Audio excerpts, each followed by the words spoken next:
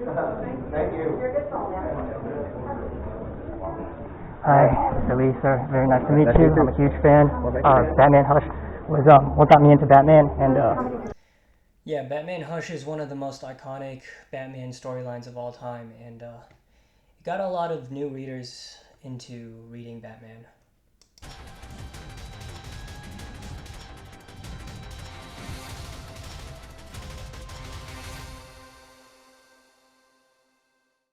but yeah, this You Superman. can go run up and then come back. I think. Yeah, we'll let you back in. Okay, I appreciate that. You're welcome. Come on over. Thank you, sir. I was saying Are you filming your entire experience here at the convention? Yes, I am actually. And Thank you so much.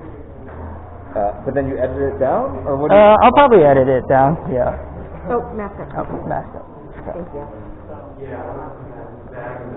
Thank you so much. But yeah, that Superman 204 was the first comic I ever bought as a kid. So yeah, cool. huge fan. Does it make sense to you? Yeah. So yeah, the first issue, 204, did make sense to me as a kid. After that, the story does get somewhat convoluted.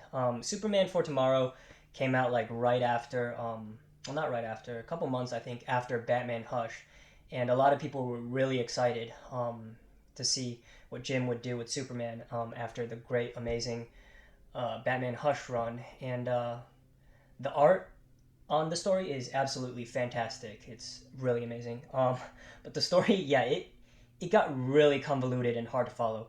See, when I was a kid, I was like, am I like stupid or what? Like, it was hard for me to follow because I followed Batman Hush fine, but then Superman for Tomorrow, like, it's reading it now, like, and then reading like a summary and analysis and stuff, I can understand it. But man, as a kid, I did not understand it.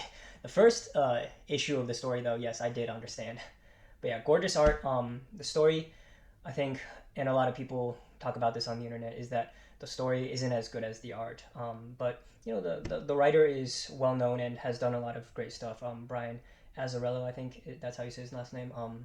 He's done a lot of stuff with Joker, and yeah, great writer as well. But not as quite as popular as Hush. But yeah, that first that Superman 204 was the first comic I ever bought. Gorgeous cover, and yeah. I wish the story was as good as the art, but no, it's decent, I guess. I saw it kind of in Man of Steel where he goes to the church and he's like thinking about Yeah, in the credits they actually use that guy's name. Oh, okay, that's cool. And Yeah. that triggered a payment to me. Very good.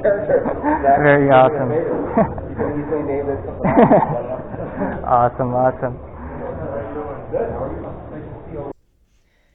Yeah, so we're talking about the Man of Steel scene when he flies into the church to talk with the priest. What does your gut tell you? Zod can't be trusted. The problem is, I'm not sure the people of Earth can be either.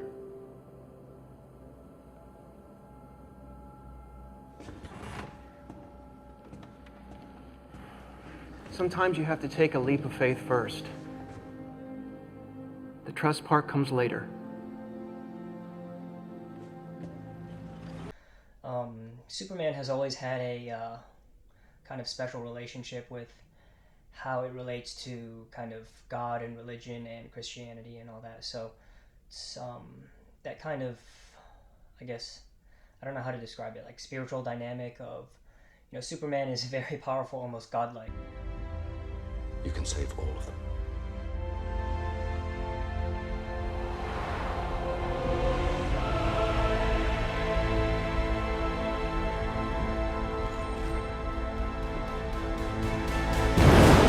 And so that's something that's always kind of like talked about and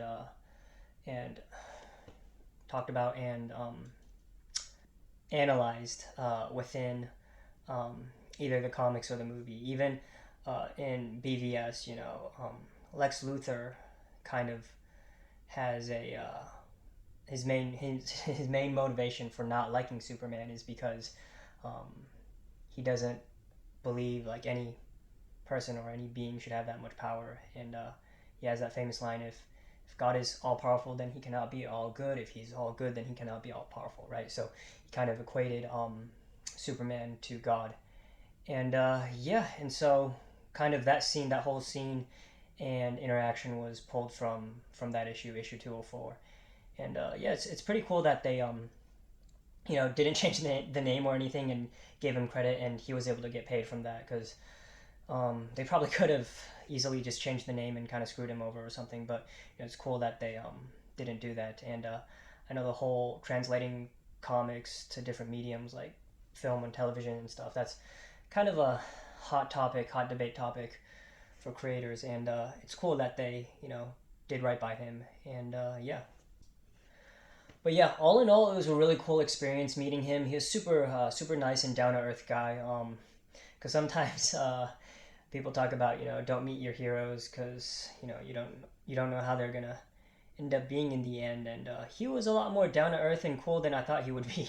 Honestly, like, I don't know if I was that famous, like all these hundreds of people lining up, I might develop kind of an ego, and I've certainly seen that with certain celebrities and such. So it was cool talking to such a down to earth guy. And I don't think I've met a couple of celebrities before, but I don't think I've ever been like really this starstruck meeting someone before. Like, just such a huge fan. And obviously going back, I probably wouldn't have been as nervous, and probably would have done some things differently. But it was a cool experience. And I had a good time.